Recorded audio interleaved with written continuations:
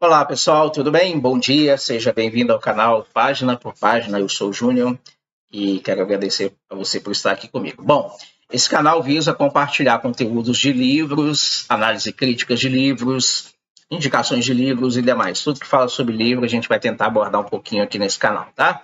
Então, mais uma vez, seja bem-vindo ao canal. Se você ainda não é inscrito no canal, se inscreva aí.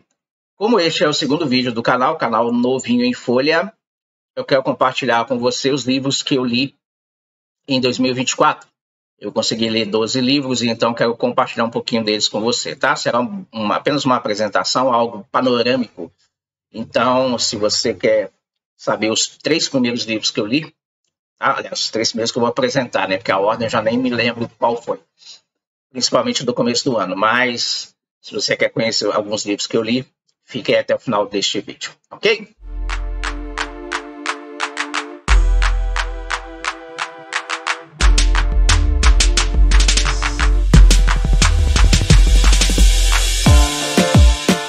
Então, o primeiro livro que eu quero compartilhar com você é esse aqui. Opa, cadê? Paternidade Bem Resolvida, do pastor Fabiano Ribeiro. Ele é baseado na trajetória do pastor e nas relações da sua família, né? Nas relações com a sua família. Ela apresenta lições profundas e que impactam diretamente em como as pessoas se relacionam, né? Em questão de paternidade, como a paternidade influencia nas relações das pessoas dentro do ambiente familiar e com outras pessoas também. Então, ela vai enfatizar que é importante compreender o significado de paternidade, fazer uma autoanálise de como a paternidade ou a orfandade, né, que é o oposto da paternidade, como o sentimento de orfandade pode prejudicar as pessoas no decorrer da vida. Então, é um livro que trata dessa cura interior de relacionamento pai-filho e que é, obviamente, transportado aí também para o relacionamento paterno que Deus tem conosco. Então, é um livro que fala basicamente a respeito disso, e aborda uma dinâmica não somente familiar, mas interpessoal e devocional. Tá? Entre os destaques do livro estão as reflexões práticas de como os cristãos podem guiar pais e filhos a uma convivência mais saudável e equilibrada. O pastor Fabiano também compartilha princípios que ajudam a superar mágoas, traumas, lacunas emocionais herdadas de geração em geração, ou transferidas, né, de geração em geração. Para quem não conhece, o pastor Fabiano Ribeiro é pastor executivo da Igreja da Cidade, em São José dos Campos. Ele possui aí uma formação acadêmica teológica em gestão de pessoas também, é autor de outros livros como Derrote Mamon, e faz parte da equipe pastoral do pastor Carlito Paes desde 2003. O livro foi publicado pela editora Inspire e tem sido uma ótima ferramenta aí para as pessoas a compreenderem o significado de paternidade, darem um novo sentido às suas relações, né? E isso tem ajudado também ao ambiente da própria igreja e família como um todo. Então, é um livro que eu indico muito. É um bom livro, é um livro que realmente eu indico para todos poderem ler. É um livro que não é um livro muito grande, as pessoas têm aí, né? Quem está começando a ler, a primeira preocupação é a grossura do livro, se o livro é um livro grande ou não, tá? É um livro aí de aproximadamente 210 páginas, 200 e poucas páginas, mas tem uma leitura muito gostosa, uma leitura que não tem termos técnicos, né? É uma leitura que aborda de forma muito prática, então é um livro que eu indico para todos aí. Então esse foi um livro que eu li esse ano, teve um grande impacto na minha vida em relação à questão, principalmente a minha questão de orfandade em relação a Deus. Vez ou outra a gente se sente meio órfão, né? A gente tem, às vezes, que lutar contra sentimentos negativos que, às vezes, querem colocar sob perspectiva de que, de alguma forma, nós não somos os filhos amados de Deus. É muito comum você ter uma certa, não vou dizer noção, né? Mas uma certa impressão. Deus tem filhos preferidos, então talvez você nem se sinta filho e você vê coisas acontecendo com outras pessoas e você acha que eles são filhos e você não é filho. Então, o livro Paternidade Bem Resolvida tem um nome muito bem colocado, né? Você precisa ser bem resolvido na questão de paternidade. Porque somente com a questão da paternidade bem resolvida, você realmente entende o amor de Deus por você, mas também você entende o seu lugar como filho, seus direitos, seus deveres, suas perspectivas e todos os benefícios que uma paternidade nesse grau, né, sermos chamados filhos de Deus, pode ter sobre a sua vida. Questão de amor paternal, cuidado paternal, tudo isso você vai ver neste livro aí. Então, primeiro livro, Paternidade Bem Resolvida. Segundo livro que eu li, né? Segundo livro que eu quero expor hoje, não quer dizer que eu li em segundo lugar. Na verdade, esse livro aqui, Hebraico Nosso de Cada Dia, eu li tem pouco tempo, né? Terminei de ler, se não me engano, agora em dezembro ou novembro, junto com outro livro. Bom, ele é o livro do Tiago Abdala, com prefácio de Hernan Dias Lopes. Ele é um livro que eu classificaria como um livro devocional, apesar de tratar de significados mais teológicos das palavras. Mas como é um livro que não tem uma sequência didática, né? Ele é um livro que aborda significados de 10 palavras em hebraico, traz o seu significado de acordo com um verbete e a sua aplicação nos textos que o autor escolheu para abordar de acordo com a visão que ele tem. Nós sabemos que cada palavra, né, cada verbo, por exemplo, pode ter vários verbetes. Então, de acordo com a visão do autor, em termos bíblicos, o seu conhecimento bíblico, teológico, ele aborda essas palavras de acordo com a visão dele dentro daqueles verbetes específicos. Então, esse livro trata dos significados de palavras como aliança, sabedoria, amor, oração, adoração, Páscoa, santo, Sheol, arrepender-se e paz. É um bom livro, embora sempre, quando se trata de verbetes, né, sempre corre o risco de você escolher o verbete que mais te agrade ou aquele que você mais identifica como sendo significado real dentro do texto que você vai ler, mas sem dúvida é um bom livro. Eu sou suspeito para falar porque eu gosto muito da língua hebraica, né? Então tenho tentado estudar ao máximo aí.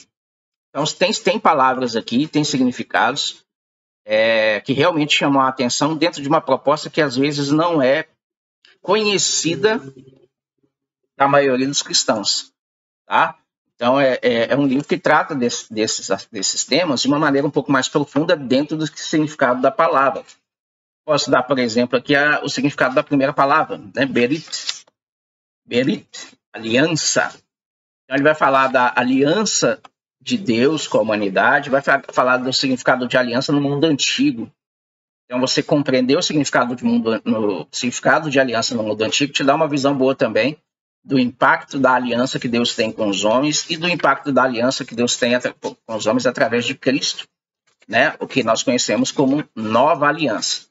Então, você compreender o significado dessa palavra é muito interessante. Outra palavra que me chamou a atenção é o Sheol, né? O Sheol, que as pessoas aí têm traduzido na maioria das suas Bíblias, né? Como um além ou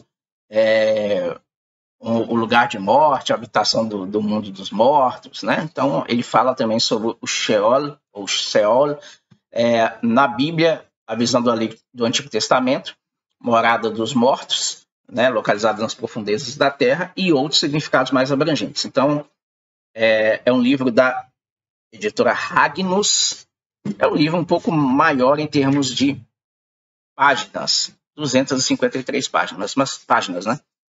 Mas, como eu falei, ele não é um livro que eu classificaria como sistemático, né?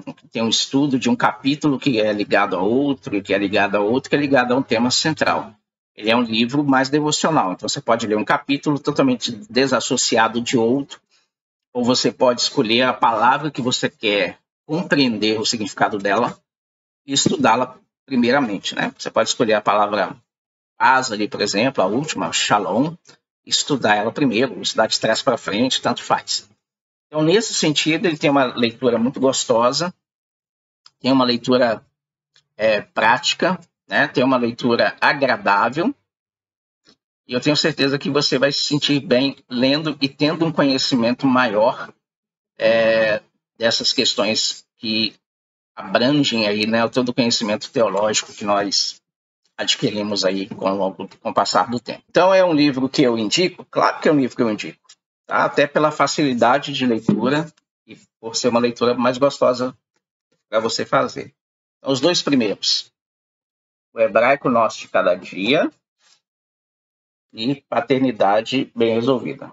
Editora Ragnus e editora da Rede Inspire. Beleza? Eu vou mostrar aqui agora o último livro de hoje, desse vídeo, né? Chama-se Descubra Onde Você Está. Ele é um livro que eu classifico como livro de pesquisa, de crescimento, estratégia, visão, né, notas teológicas. Bom, na verdade, eu não gostei muito da leitura deste livro, é uma leitura um pouco cansativa. Né? É uma leitura, para quem não está habituado a ler, dificilmente vai querer ler ou vai conseguir ler até o final, apesar de ser um livro em número de páginas, um livro relativamente curto. É um livro apenas de 109 páginas, né? Da editora Vida. E é um livro que tem essa pegada, né, de leitura mais técnica, com dados estatísticos e tudo mais. Os autores são Greg Hawkins, Colin Parkinson e Eric Aronson. O livro ele relata a experiência com a igreja, uma experiência que os autores tiveram com a igreja, de descobrir em que patamar ou em que nível espiritual a igreja se encontrava. E essa descoberta foi feita por meio de pesquisas que se estenderam aí por vários anos, partindo de várias premissas, né, tentando descobrir várias bases que levassem a alguma realidade. Então, algumas perguntas como quantos aceitaram a Cristo, quantos foram batizados, né, e outras perguntas que os autores consideraram mais simplistas, esse tipo de pergunta motivou eles a buscarem algo mais, porque eles entendiam que essas perguntas não mostravam realmente o estado espiritual ou o patamar espiritual da igreja. Mostrava apenas aquilo que se pode ver, né? No caso, por exemplo, quantas pessoas foram batizadas, é algo que se pode ver, mas não se pode ver o crescimento real das pessoas em termos conceituais, né? Teológicos, em adoração, serviço, etc. Algumas coisas não dá para ver. Então, a partir dessa pesquisa, eles tentaram ver. O que eles buscavam, na verdade, o autor usa ali uma linguagem interessante, ele fala que era uma forma de medir o coração, né? Então, conhecendo o coração das pessoas um pouco mais por meio dessas pesquisas, essas respostas, né, ou essas conclusões, poderiam ajudar os autores ou os líderes da igreja local a planejarem estratégias melhores que levassem a igreja a um crescimento de maturidade e um crescimento multidimensional também, mas a princípio crescimento de maturidade, tá? Então, e como é que eles mediram o coração? Eles tentaram identificar aonde eles estavam, né? Descubra onde você está, o título do livro, que é uma questão de realidade, identificar qual era a realidade da igreja em termos de crescimento espiritual e conceitual.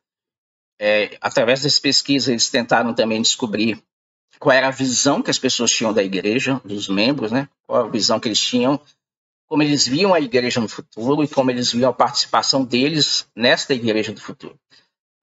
Além disso, a pesquisa também incentivou as pessoas a darem uma resposta de como chegar lá, como chegar no futuro, nessa igreja do futuro, na visão. Então, as pessoas eram levadas a pensar sobre o estado presente, né, a realidade, a refletir sobre a visão e como chegar nessa visão. Tá? Então, esses estudos foram feitos por pesquisas, essas pesquisas foram se tornando aí mais abrangentes com o tempo. E aí tem uma marca interessante, depois de 3 anos, mais de 2 milhões de dados, né, e mais de 11 mil voluntários, eles chegaram a algumas conclusões. Tá? Então, algumas conclusões, 6 conclusões aí que eles chegaram e eu vou enumerá-las para você. Conclusão número 1, o envolvimento nas atividades da igreja não prediz e nem impõe o crescimento espiritual duradouro, mas existe sim uma escala previsível e poderosa de crescimento duradouro. Tá? Eu vou falar dessa escala daqui a pouco. Então, a descoberta número 1. Descoberta número 2. O crescimento espiritual está diretamente relacionado à crescente intimidade com Cristo. Questão que nós sempre falamos, né? Crescer na graça e conhecimento de Deus tem uma questão de pessoal, é um Deus pessoal. Então, não é um Deus no sentido eclesiástico, né, digamos, de igreja. É o Deus pessoal. Então, a segunda descoberta foi que o crescimento espiritual está relacionado a esse entendimento, né, de uma crescente intimidade com Cristo. Terceira descoberta, a igreja é mais importante nos primeiros estágios do crescimento espiritual. Em seguida, o seu papel muda de influência principal para influência secundária. É estranho descobrir isso, mas na prática a gente já percebe isso também. Quarto, as práticas espirituais das pessoas são os elementos construtivos de uma vida centrada em Cristo. Isso também é algo que a gente já vem falando há muito tempo, que me acompanha, né? Como a gente quer ter uma vida que a gente chama de centrada em Deus, uma vida de comunhão maior com Deus, um crescimento espiritual em um mundo onde as pessoas vivem falando que não tem tempo para ler, não tem tempo para orar, não tem tempo para ter meditação na palavra, né? Interiorizar os ensinos de Cristo e não tem prática de jejum, enfim, aquilo que a gente chama de disciplina espiritual faz falta, né? Então, eles descobriram por meio de pesquisa que essas práticas espirituais são os elementos que constroem uma vida centrada em Cristo. Isso é bem legal.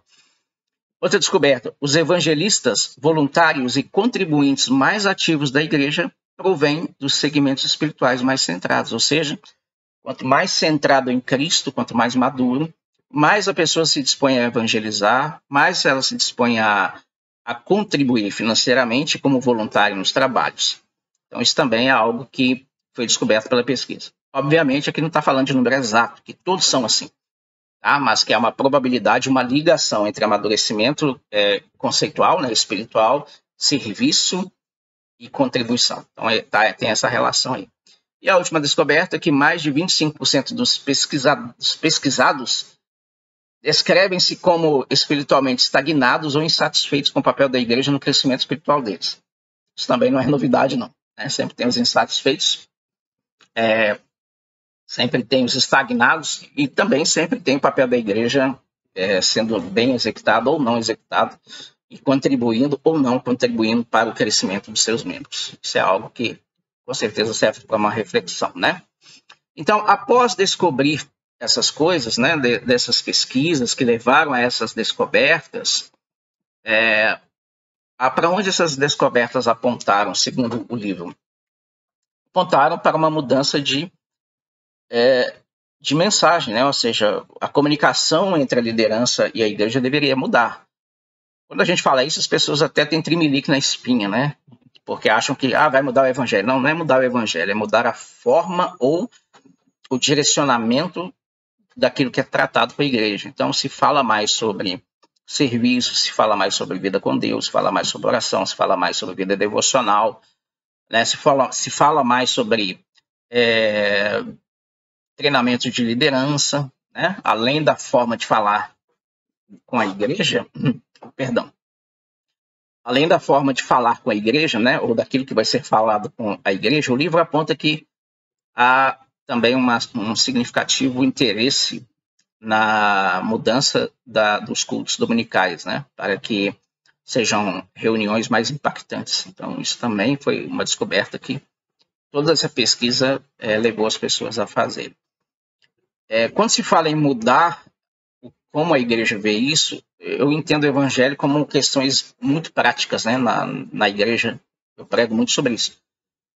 O evangelho ele não trata apenas de salvação da sua alma em termos de você vai para o céu, mas ele trata de uma formação de caráter aqui. O Ritual também aborda esse tema, né?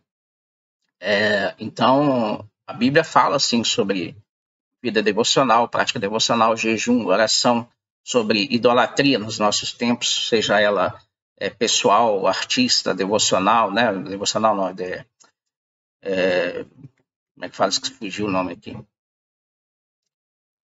Uma idolatria das denominações, né? Tem pessoas que são idólatras das denominações. Então a Bíblia aborda isso de forma prática, como você viveu o seu dia, como você mudar sua mente. Então quando se fala em que essas pesquisas levaram à reflexão disso, quer dizer que as pesquisas estavam dizendo para os pastores assim, olha, vocês precisam falar para a igreja de coisas que sejam mais práticas, né? Não adianta ficar falando do tamanho do prego do tabernáculo. É algo interessante, mostra o cuidado de Deus, a soberania de Deus, o plano de Deus, tá? Mas não adianta fazer um estudo aprofundado se o prego era de metal, se era de alumínio, mas sim tratar de mudanças reais e atemporais para o ser humano aqui na Terra. Então o livro, apesar de eu ter falado aí um pouquinho que eu não gostei muito da leitura dele, como líder, né, e como pesquisador, não posso ignorar os dados que aqui estão e para onde apontam esses dados. Então é algo que a gente pode sempre conversar com a liderança, tentar descobrir aí em que passo nós estamos para que possamos também buscar uma melhora a respeito disso aí.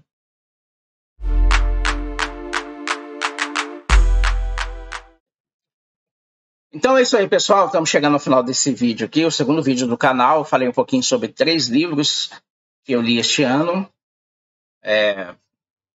Descubra onde você está, o Hebraico Nosso de Cada Dia e Paternidade Bem Resolvida. Lembrando que eu li já 12 livros esse ano, então vou falar um pouquinho também, dar um panorama sobre os outros livros que eu li, tá? Durante os próximos vídeos aí.